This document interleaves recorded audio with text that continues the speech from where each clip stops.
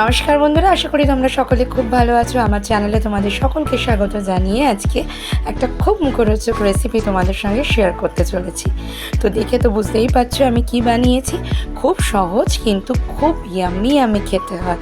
তো আমাদের এই ওয়েদারে যখন এত গরম তাপদাহ চলছে, সেই সময় কিন্তু জল ঢালা ভাত খেতে খুব ভালো লাগে।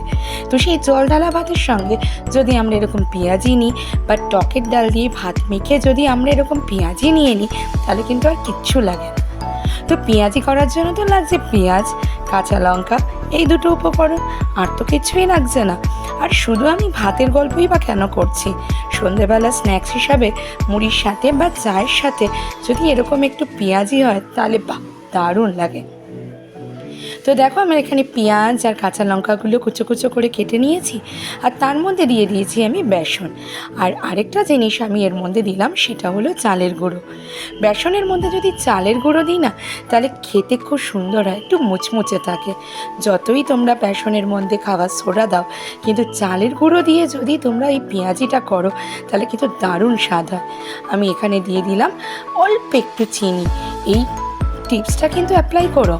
পেঁয়াজির মধ্যে অল্প একটু চিনি দিয়ে, নুন দিয়ে, খাবার সোডা দিয়ে আর বেসন চালের গুঁড়ো দিয়ে পুরোটা মেখে, তারপর অল্প একটু জল দিয়ে ভালো করে মেখে এটাকে ভেজে নিলেই কিন্তু আমাদের একদম রেডি হয়ে যাবে। আমি কিন্তু দেখো একদম অল্প জল দিলাম, একদম বেশি জল দেবে না। তার কারণ পেঁয়াজিটা পুরোটাই মাখতে হয় এমনি, মানে শুকনো। পেঁয়াজ থেকে যা জল বেরোবে সেই জলেই কিন্তু আমার এই পুরো আটো আটো ভাবটা হয়ে যায়। তো দেখতে পেয়েছো, আমি কিন্তু একদম আর জল দিইনি বন্ধুরা, ওই একটুখানি জল দিয়েই পুরোটা মেখে নিয়েছি। আমি আর বেসনও দিলাম না, তার কারণ পেঁয়াজির মধ্যে বেশি বেসন দিলেও আবার ভালো লাগে না। এদিকে গ্যাস অন করে কড়াইয়ের মধ্যে সর্ষের তেল দিয়ে দিয়েছি। পেঁয়াজিতে একটু সর্ষের তেল দিয়ে ভাজলেই ভালো লাগে। তো দেখো তেলটা গরম হতেই এর মধ্যে আমি পেঁয়াজিগুলো ছেড়ে দিলাম, মানে বেসনের মধ্যে যে পেঁয়াজটা মেখে রেখেছিলাম সেটা দিয়ে পেঁয়াজির আকারে ভেজে নিচ্ছি। এদিকে আমার পেঁয়াজিগুলো ভাজা হোক, আর ওইদিকে তোমাদের জন্য একটা ছোট্ট কথা। তো যে বন্ধুরা আমার ভিডিও দেখছো, প্লিজ স্কিপ না করে পুরো ভিডিওটা দেখো, আর ভিডিওর শেষে অবশ্যই লাইক কমেন্ট শেয়ার করতে কিন্তু ভুলো না।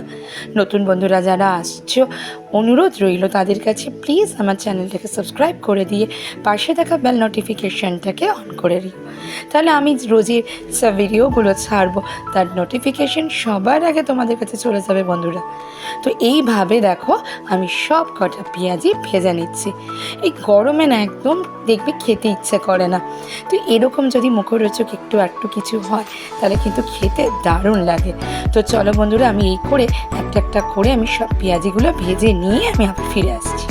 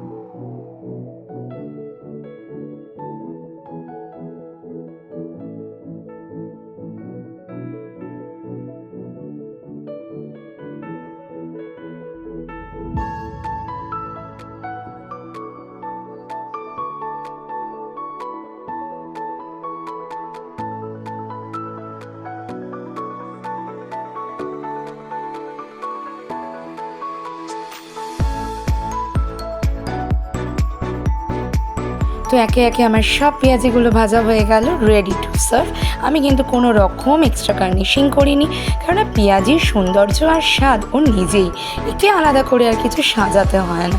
তো আজকের এই খুব সাধারণ রেসিপিটা তোমাদের কেমন লাগলো বন্ধুরা, একটা কিন্তু অবশ্যই কমেন্ট করে জানিও।